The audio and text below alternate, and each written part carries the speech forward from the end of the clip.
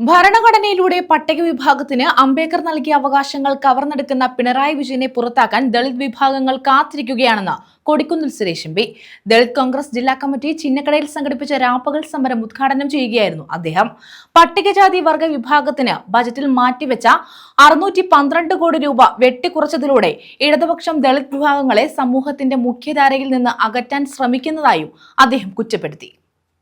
ഭരണഘടനയിലൂടെ പട്ടിക വിഭാഗത്തിന് അംബേദ്കർ നൽകിയ അവകാശങ്ങൾ കവർന്നെടുക്കുന്ന പിണറായി വിജയനെ പുറത്താക്കാൻ ദളിത് വിഭാഗങ്ങൾ കാത്തിരിക്കുകയാണെന്ന് കൊടിക്കുന്നിൽ സുരേഷ് എം.പി. പറഞ്ഞു.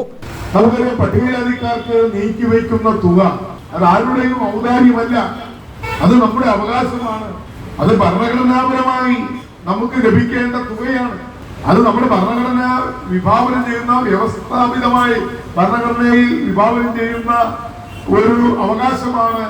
ഈ പട്ടികജാതിക്കാർക്ക് ലഭിക്കുന്ന SCP ഫണ്ടും പട്ടികവർഗക്കാർക്ക് ലഭിക്കുന്ന TSP ഫണ്ടും അത് വെട്ടിക്കുറയ്ക്കാൻ പിണറായി വിജയന് യാതൊരു അവകാശവുമില്ല. അങ്ങനെ വെട്ടിക്കുറച്ചാൽ അത് ഭരണഘടനയോടുള്ള അനാദരവാണ്. ഭരണഘടനയോടുള്ള അനാദരവ് എന്ന് പറയുമ്പോൾ ആരോടുള്ള അനാദരവാണ്? പട്ടികജാതി പട്ടികവർഗ വിഭാഗങ്ങൾക്ക് അവരുടെ ക്ഷേമത്തിന് വേണ്ടി ഓരോ വകുപ്പുകളും, അത് കേന്ദ്ര സംസ്ഥാന ഗവൺമെന്റുകളും വിവിധ വകുപ്പുകളും ഇത്ര ശതമാനം തുക അവർക്ക് വേണ്ടി ചെലവഴിക്കണമെന്ന് ആരാ പറഞ്ഞത്?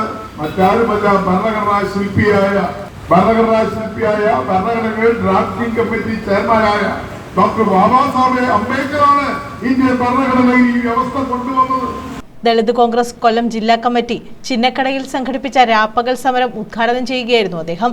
പട്ടികജാതി പട്ടികവർഗ വിഭാഗത്തിന് ബജറ്റിൽ മാറ്റിവെച്ച 612 കോടി രൂപ വെട്ടിക്കുറച്ചതിലൂടെ ഭവന നിർമ്മാണം, വീട് മെയിന്റനൻസ്, വിവാഹ ധനസഹായം, വിദ്യാഭ്യാസ ആനുകൂല്യങ്ങൾ എല്ലാം നഷ്ടമായി. ദളിത് വിഭാഗങ്ങളെ സമൂഹത്തിന്റെ മുഖ്യധാരയിൽ അകറ്റി നിർത്താൻ ശ്രമിക്കുന്ന ഇടതുപക്ഷത്തിന്റെ പൊയ്മുഖം തിരിച്ചറിയാൻ ദളിതർ തയ്യാറാകണം. കേരളത്തിന്റെ ചരിത്രത്തിൽ ഇന്നേ വരെ പട്ടികജാതിക്കാർക്ക് അനുവദിച്ച ഫണ്ട് അത് വെട്ടിക്കുറയ്ക്കുകയോ വകമാറ്റുകയോ ചെയ്തിട്ടില്ല. എന്നാൽ കടുത്ത പട്ടികജാതി പട്ടികവർഗ ദ്രോഹം ചെയ്തുകൊണ്ടിരിക്കുന്ന ഈ ഗവൺമെന്റ് 500 കോടി രൂപ യാതൊരു ഉറപ്പുമില്ലാതെ പട്ടികജാതിക്കാരന്റെ ക്ഷേമത്തിന് വേണ്ടി ചെലവഴിക്കേണ്ട തുക അത് വകമാറ്റുകയാണ്. വിദഗ്ധ ചികിത്സ കിട്ടാതെ ദളിതർ മരിക്കുന്നു. ആരോഗ്യരംഗം 9 വർഷം കൊണ്ട് തകർത്തു. ചികിത്സിക്കാൻ പണമില്ലാത്തത് കാരണം ദളിതർ മരണത്തിന് കീഴടങ്ങേണ്ടി വരുന്ന സംസ്ഥാനമായി കേരളം മാറിയെന്നും കൊടിക്കുന്നിൽ സുരേഷ് എം.പി. കുറ്റപ്പെടുത്തി. ദളിത് കോൺഗ്രസ് ജില്ലാ പ്രസിഡന്റ് വെഞ്ചേമ്പ് സുരേന്ദ്രൻ അധ്യക്ഷത വഹിച്ചു.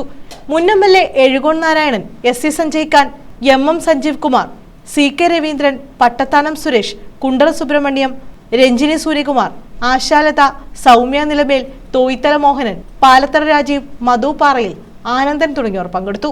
ന്യൂസ് ബ്യൂറോ, കൊല്ലം.